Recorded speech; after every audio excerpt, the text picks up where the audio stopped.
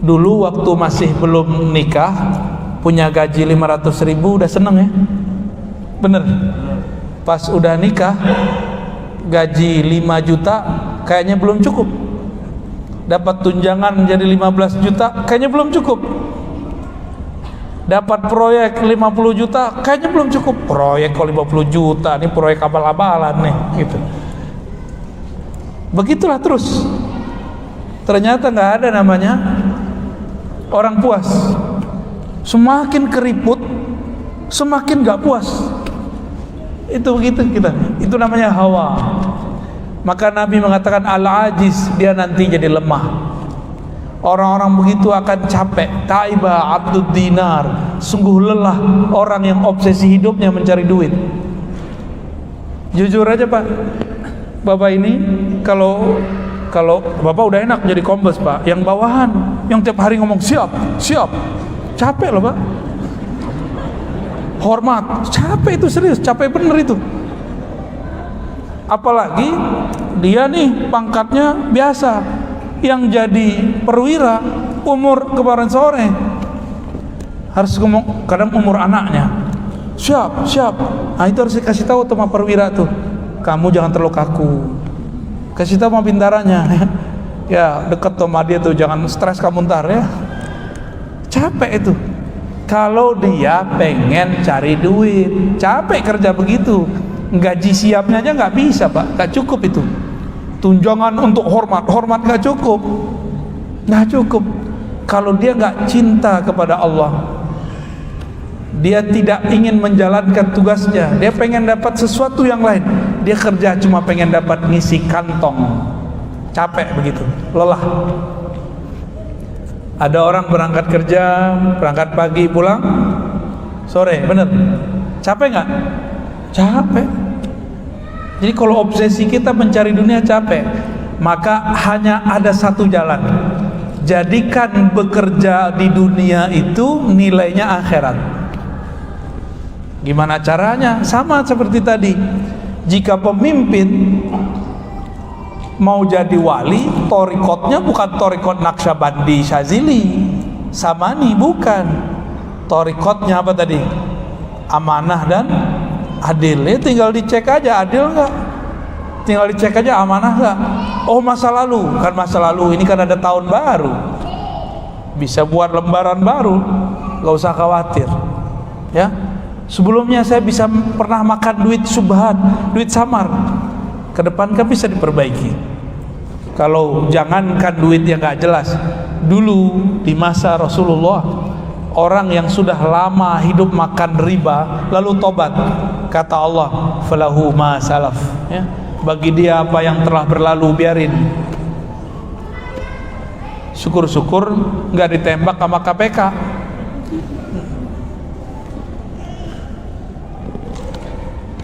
Hadirin yang dimuliakan Allah,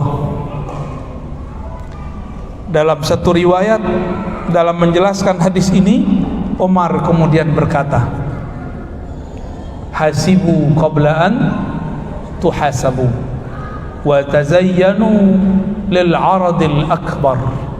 Kata Sayyidina Umar, hasibu, hisablah dirimu sebelum engkau dihisab. Di riwayat lain ada tambahan, mutu qabla an tamutu, matikanlah dirimu sebelum mati. Maksudnya apa? Nih kita nih kerja, sebelum kita diaudit, kita audit dulu kerjaan kita. Ada nggak yang masalah? Kita benerin dulu sebelum kita benar-benar diaudit. Kalau di dunia orang takut kepada, kalau orang pemerintahan BPK ya, BPK, KPK, yang penting nggak tambah i belakangnya, BPKI. Itu yang kita takutin. Kalau anak sekolah nulis diperiksa sama gurunya, itu menakutkan. Kalau kita ke luar negeri diperiksa identitas kita, itu saat-saat menegangkan. Ya, yang sudah pernah ke luar negeri sendiri-sendiri Pak, kalau keluar negerinya aja, bukan bareng-bareng. Kalau pergi umroh kan bareng-bareng, ada yang ngurusin. Wah kalau sendiri-sendiri deg-degan. Saya ini kan kata orang ustadz. Ya bapak ibu bilang saya ustadz kan, Buya lagi nyebutnya. Itu kalau udah di imigrasi saya deg-degan itu. Wah ditahan gak ya gitu. Suatu kali saya ke Perancis pakai baju batik pak. Wah ini saktinya baju batik. Cuma sayang selama pandemi baju batik kita udah karatan pak. Jadi yang karatan bukan hanya besi, baju batik nggak dipakai-pakai. Waktu itu di belakang saya, di depan saya itu banyak orang-orang Afrika pakai apa namanya, kayak orang-orang keren lah, eksekutif muda. Jas, bajunya rapi, sepatunya masya Allah. Kita pakai sepatu 100 ribuan. Dia rapi sekali, tapi orang Afrika, orang Arab diperiksanya lama, walaupun bajunya rapi. Itu orang mengira kalau pakai baju rapi nggak bakal dituduh imigran, tapi dituduh kan muka nggak bohong. Mau dipoles apa aja muka dia kan begitu.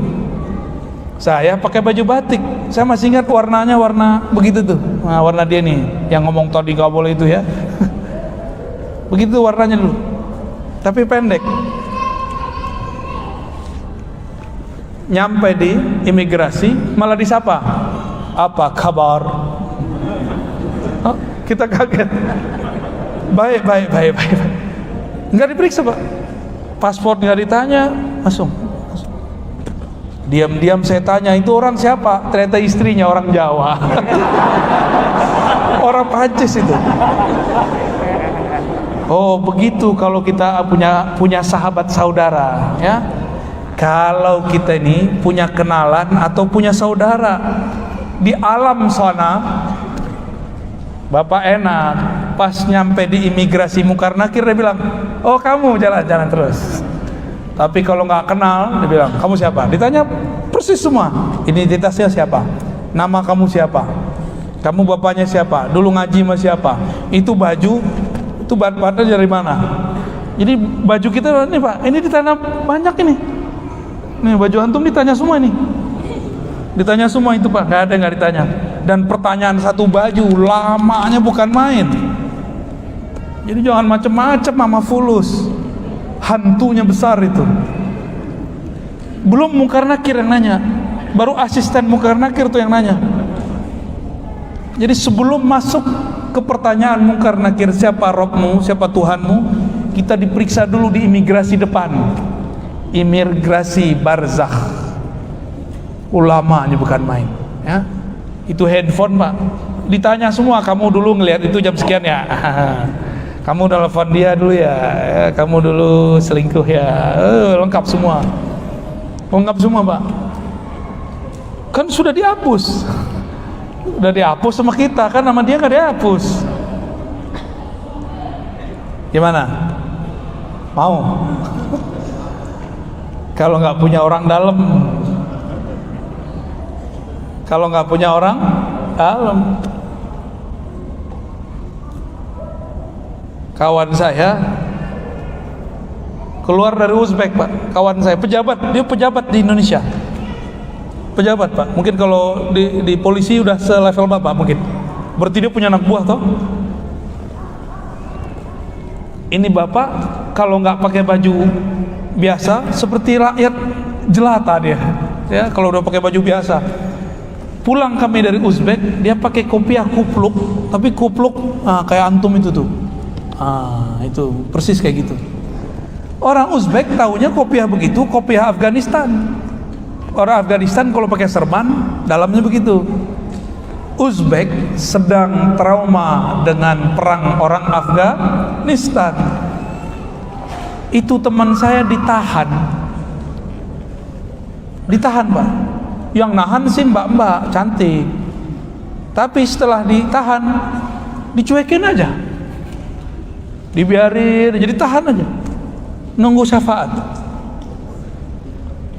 Udah 2 jam kita nunggu, akhirnya kita inisiatif, ini kenapa nih teman kita ditahan? Akhirnya teman saya, seorang perempuan, yaudah saya ngomong, dia bahasa Inggrisnya oke. Dia bilang, itu that's my friend. Ya. Siapa? Ditunjuk, masuklah ke kamar. Ini teman saya ini. diliatin, kayaknya nggak ada muka-muka teroris ya kan. Baru dia bilang, oh udah jalan. Tahu nggak Bapak, saya pakai kopiah apa waktu itu?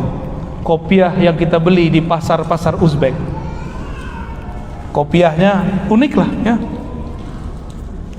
Karena saya pakai kopiah itu jalan nggak diperiksa. Lihat, cuma pakai simbol. Tadi belum pakai ini Pak, udah dijemput. Ya, disuruh pakai di boot, saya ngantuk. Takut malah rusak, lecek dia. Jadi kalau udah pakai kopiah mereka, simbol mereka, selamat kita. Maksudnya gimana? Ada seorang sahabat Nabi Sallallahu Alaihi Wasallam melihat Nabi diberi baju, diberi jubah. Jubah itu kayak mantel luar. Hadis sahih Imam Muslim. Lalu Nabi Sallallahu Alaihi Wasallam senang dipakai oleh beliau.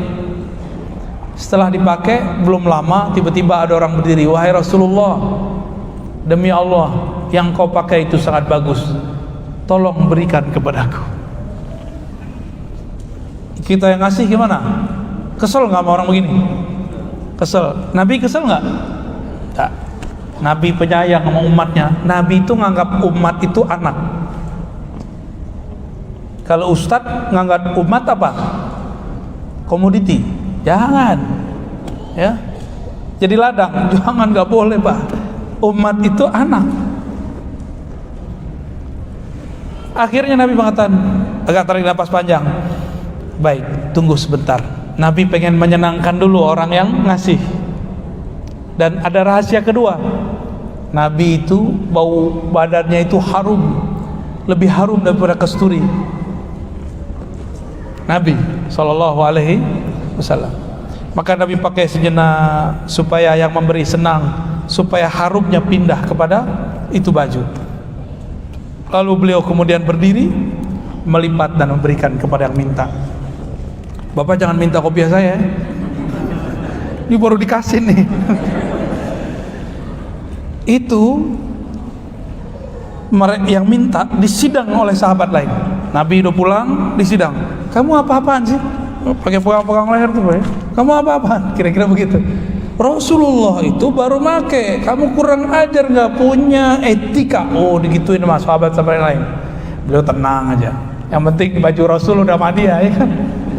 Mau dihardik, mau apa, terserah. Ya. Lalu dia mengatakan, tahukah kalian kenapa aku mau minta jubah Rasulullah? Karena aku ingin nanti dikafani pakai jubah Rasulullah Sallallahu Alaihi Wasallam. Itu sahabat nggak jadi marah. Jadi marah, mau nangis nggak kira-kira tuh? Kita yang tadi mau marah, jadinya mau nangis. Tahukah engkau? Itu jubah yang dipakai Rasulullah sekarang di tangan saya. Saya sudah mau dekat kepada kematian. Aku ingin dibalut dengan pakaian Rasulullah Sallallahu Alaihi Wasallam. Kalau kita ini sudah pakai simbol-simbolnya Nabi, kira-kira nanti gimana? Bakal ditanya mungkar nakir nggak? Nggak bakal, ya, nggak bakal ditanya. Masuk satu kantor, nggak punya kartu, boleh masuk nggak? Masuk kantor nggak punya kartu, bisa masuk nggak? Nggak bisa. Tapi kita masuk sama Pak Kombes, bisa nggak? Bisa. Saya bukan PNS kan? Saya bukan PNS Bapak Ibu. Saya dosen tapi tidak mau jadi PNS. Kalau masuk kantor mesti pakai fingerprint, baru kebuka pintunya. Atau harus pakai kartu, kalau nggak diusir Mas Satpam. Tapi kita masuk sama Pak Sekda, kira-kira berani nggak Satpam musir? Nggak berani. Waktu kita ke Kucing, Sarawak, itu lift pejabat sama orang biasa dibedain. Saya bukan pejabat, saya orang biasa, tapi diundang oleh pejabatnya.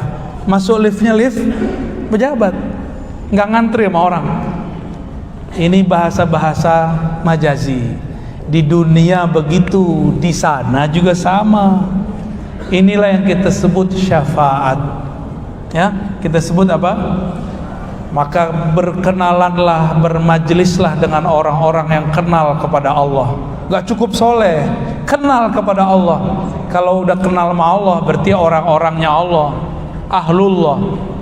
Kalau sudah kenal Allah, maka siapapun di lingkaran orang kenal Allah itu dijaga oleh Allah Subhanahu wa ta'ala. Kalau di hadis Nabi, versi ahli hadis, ini versi ahli hadis sama ahli rohani beda dikit. Kalau versi ahli hadis, sab'una alfan min ummati yadkhuluna al-jannah bighairi hisabin wala adab. Hadis Bukhari. Ada 70.000 umatku yang masuk surga tanpa hisab dan azab. Saya yakin muka-muka kayak kita ini gak ada yang masuk ini ya. Gak ada Pak, gak masuk, satu pun gak ada. Serius.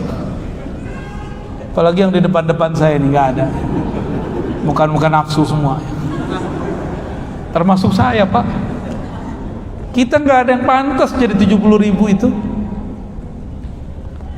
Sahabat Nabi 124.000 udah gak masuk semua. Berarti kalau dari kalangan sahabat ada 70.000 tanpa dihisab, sisanya mana? Sisanya dihisab. Abdurrahman bin Auf pulang dari Suriah bawa 12.000 onta ke Madinah. Aisyah dengar, baru Aisyah paham, oh ini yang Nabi dulu omongin ya. Kata Nabi dulu waktu hidup itu, Ibnu Auf saya lihat di akhirat ngesot. Tahu ngesot Pak? Bukan suster ngesot, abang ngesot. Nyapu lantai badannya susah sekali jalannya. Bahkan yamshi ala sadri, dia jalan itu pakai dadanya. Disampaikanlah oleh murid Aisyah kepada Abdurrahman bin Auf. Apa kata Abdurrahman bin Auf? Kalau begitu semua yang aku bawa dari Syam 12.000, di riwayat Abu Nuaim 10.000, di riwayat lain ada yang berkurang, ada yang bertambah, saya sedekahkan ke Baitul Mal. Dulu begitu beliau. Terus yang dilihat Nabi berubah gak? Berubah, karena takdir orang itu ada banyak cabangnya. Jadi takdir kita ini banyak cabangnya Bang. Ini kalau para pejabat ini ada takdirnya minimal ada 2. Pensiun dengan bahagia atau masuk penjara. 2 aja.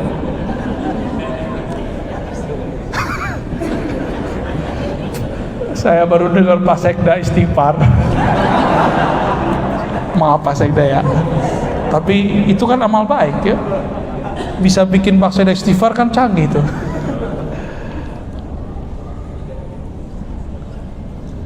Takdir kita 2 terus. Jadi ke depan itu takdir 2, maka disebut baik buruk. Itu dia sejajar tuh. Tinggal milih kakinya kemana.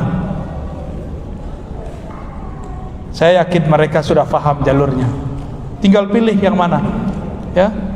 Maka Nabi berkatakan, kalau aku sudah tidak ada ya, kata Nabi, ya, akan terjadi ikhtilaf yang besar, perselisihan.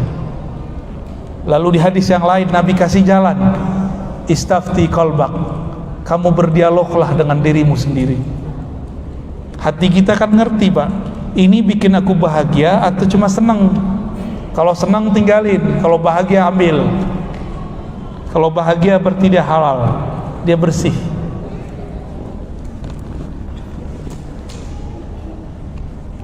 Sayyidina Umar mengatakan tadi apa? Hasibu qabla an tuhasabu. Ini orang masuk 70 tanpa hisab, tanpa azab. Itu mereka amalannya dulu berhisab. Jadi mereka menghisap dirinya sebelum nanti dihisap. Makanya ketika mereka masuk ke alam sana, 70.000 ini tidak dihisap lagi oleh Allah Subhanahu wa ta'ala.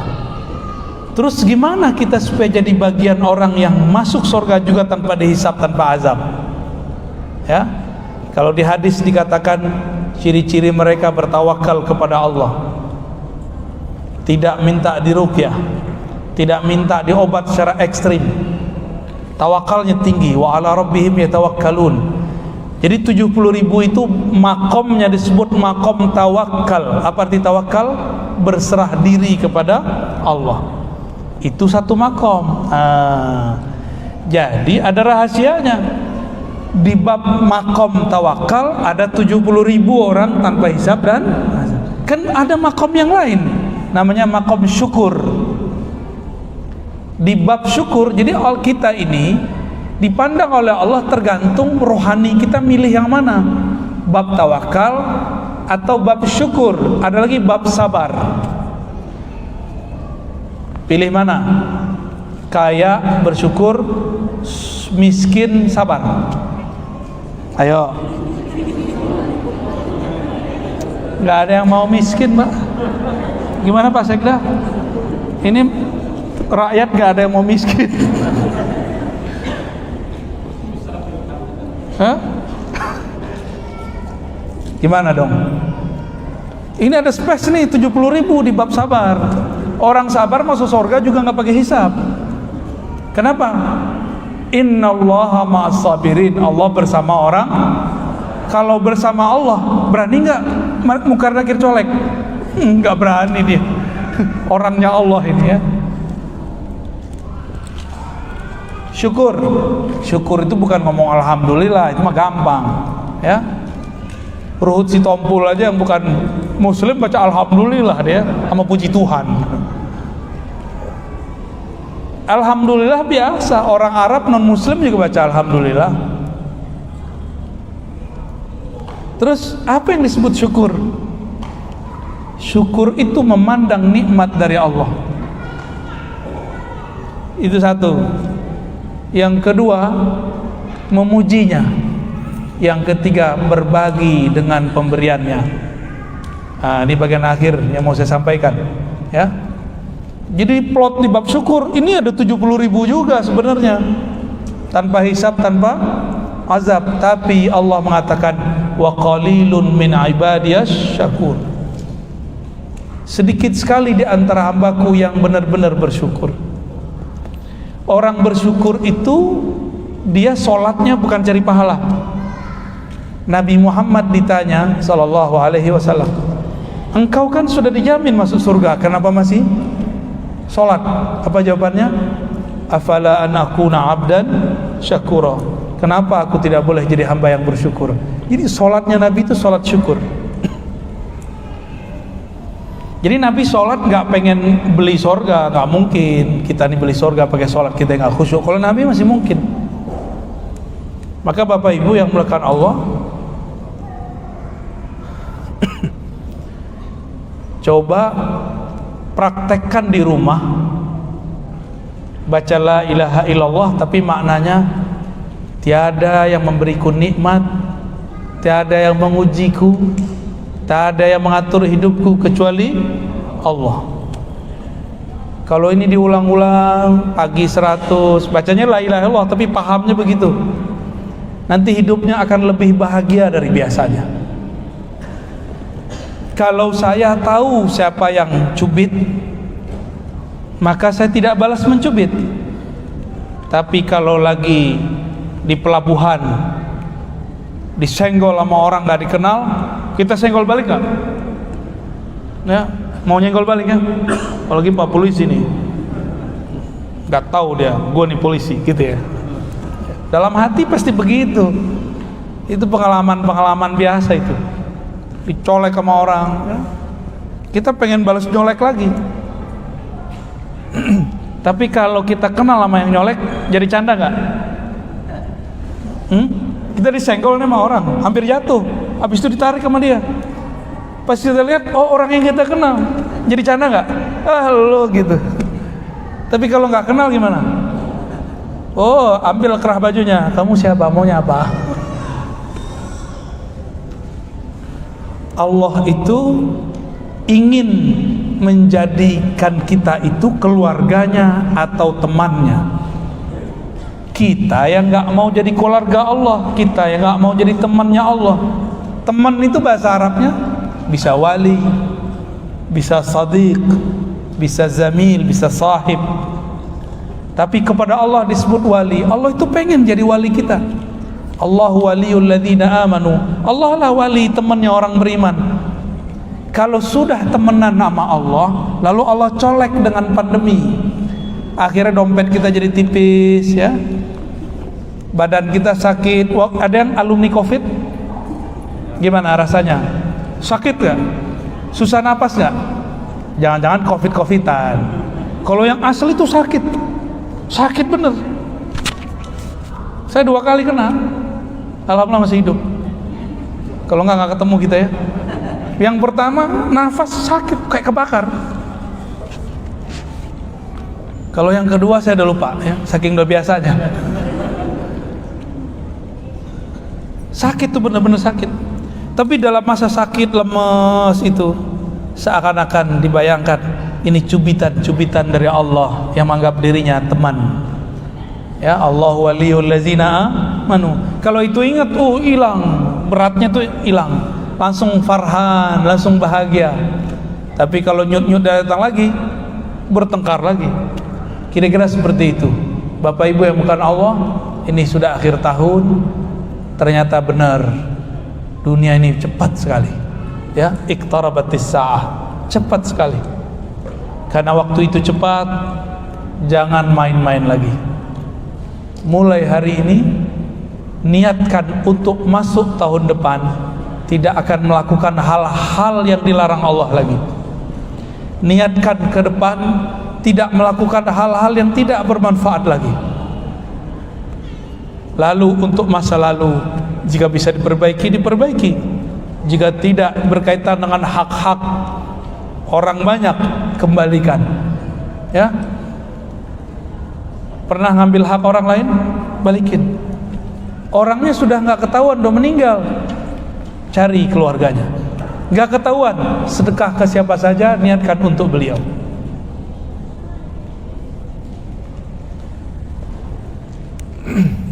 Inilah lebih kurang yang dapat saya sampaikan mengenai refleksi akhir tahun. Berhisaplah kamu sebelum engkau dihisap. Maka orang-orang yang menghisap dirinya, sering mengukur dirinya di dunia, kata Sayyidina Umar, nanti di akhirat yakhifullahu alaih, Allah akan meringankan hisapnya. Bapak Ibu, seperti yang saya sebutkan tadi, isyaratnya memang tidak ada. Tapi saya kasih oleh-oleh zikir, mau? Tapi bukan talqin, hanya ijazah zikir. Ada satu zikir, saya menyebutnya, mungkin sudah ada yang menonton, yang merekamnya. Disebut maqalidus samawati wal ard, zikir buhul langit dan bumi. Selama masih ada orang berzikir begini, maka tidak akan ada kiamat di muka bumi. Diambil dari ayat surat Asy-Syura, lahu maqalidus samawati wal ard, miliknya lah buhul-buhul langit dan bumi. Ternyata penjelasannya, setiap langit dan bumi itu ada malaikat-malaikat yang memikulnya. Malaikat ini tidak sanggup memikul langit dan bumi kecuali dia punya zikir. Inilah zikir yang mau saya turunkan. Zikirnya sudah Bapak Ibu tahu semua, cuma mungkin kaifiatnya belum dapat. Caranya pertama istighfar. Caranya pertama syahadat. Kenapa syahadat? Barangkali kita pernah kufur secara batin, pernah syirik secara rohani.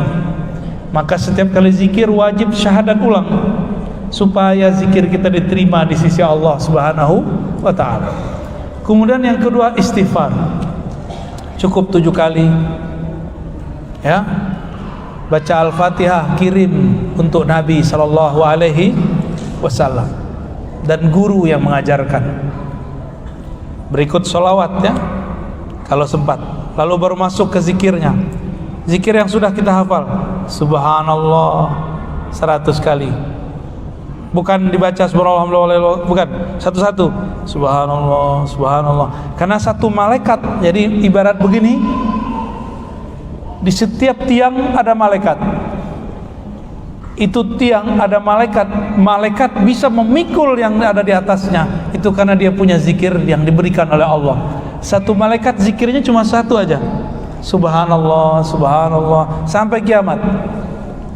Si malaikat tetap zikir kalau di bumi ada orang yang berzikir. Jadi kita kayak nemenin mereka zikir. Kita temenin mereka zikir. Syukur-syukur kalau Allah izinkan kadang-kadang ruh kita diperjalankan Allah, kita dengar ada yang berzikir.